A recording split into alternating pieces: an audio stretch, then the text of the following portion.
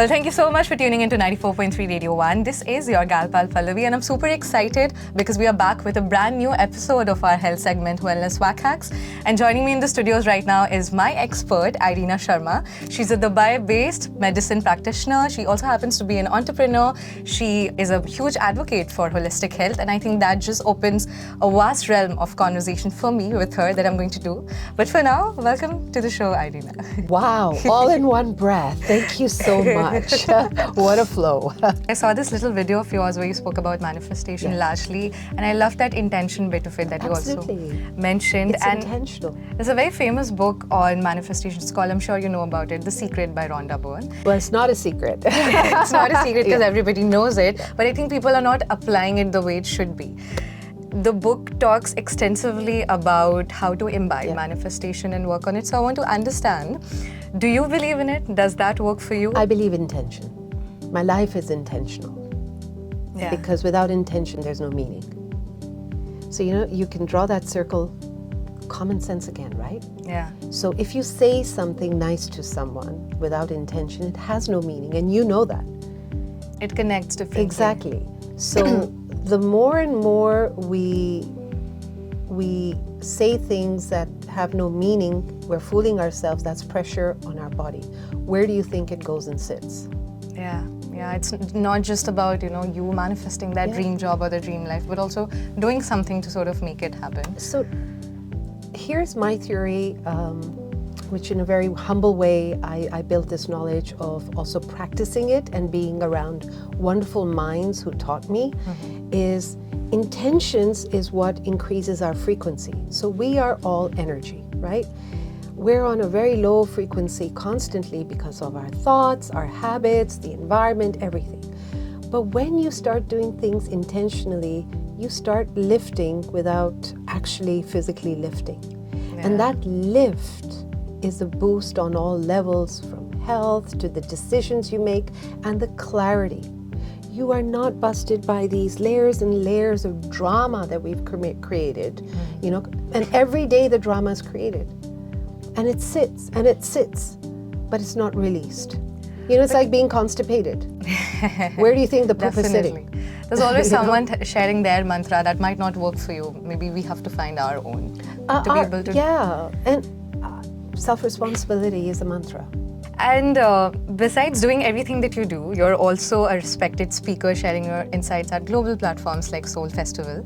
And I want to talk to you about this one phrase of yours that has stuck by me, where there's this very famous saying, which I'm sure all of us have grown up to, where they say, we are what we eat, but you have twisted that a little bit and made it something like, we are not what we eat, but what we digest. Absolutely. So we talk about nutrition, right? Yeah. Nutrition, everyone thinks mostly is about food. We're judging food all, this is good, this is bad. No, everything's good. Food is good. And I'm not talking about the package, with preservations and all. That's not food, the real food. Everything is good for us if we chew it, right? So if we don't digest it properly, we're not getting the nutrients. So you could be buying the most expensive organic ingredients. However, if you do not, number one, cook it properly in the direction of the temperature, you've killed the nutrients. If you don't apply it as to sit down, chew your food, and be mindful about it, you're not going to get the nutrients. You haven't digested, and all you're going to get are symptoms of acidity, bloatingness, putting on weight, losing weight, headaches, PCOS, hormonal imbalances, and fermentation in your intestine, which also causes diseases such as cancer and all that. Right. What is the food that most people are having these days? Fruit juices. I was going to say junk. Juices and smoothies, yes. Right? So about junk. So let me ask you a question. You have McDonald's burger, okay? And I don't work for McDonald's, okay? Or nor did they pay me. And then you have God's gift of burger, the best, say organic, whichever meat, say chicken, and is given to you. Which one do you think is better? Of course, the other one. Well, if you chew the McDonald's and you don't chew the other one, the best ingredient, McDonald's will give you more nutrient. That dead lettuce in McDonald's, yeah, that will be more nutritious than the good, organic, chicken, God-blessed and made burger. Wow. So that's how chewing is medicine.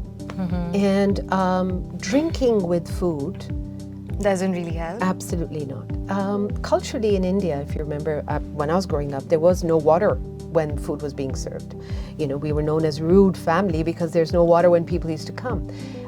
They knew it, what the concept was. So this is our digestion starts here, right here in the mouth, right? In fact, the salivation or the enzymes start producing with the thought of I'm hungry. Oh, okay. And then, you see, I just said that, and I have my saliva building up, yeah.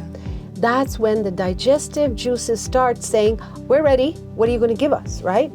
You put it in your mouth, the stomach and the brain axis, which everyone knows about the gut and brain, connectivity, yeah.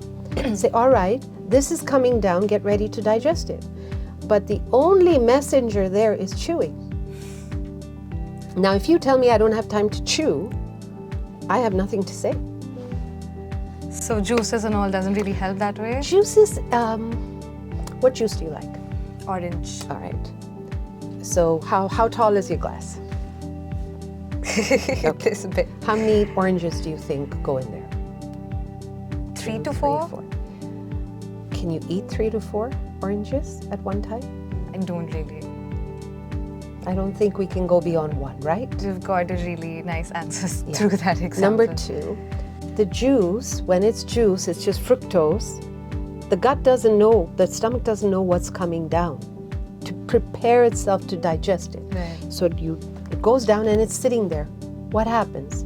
It goes into the intestine, enters into the small intestine. You know about the leaky gut everyone's talking about. That's another symptom.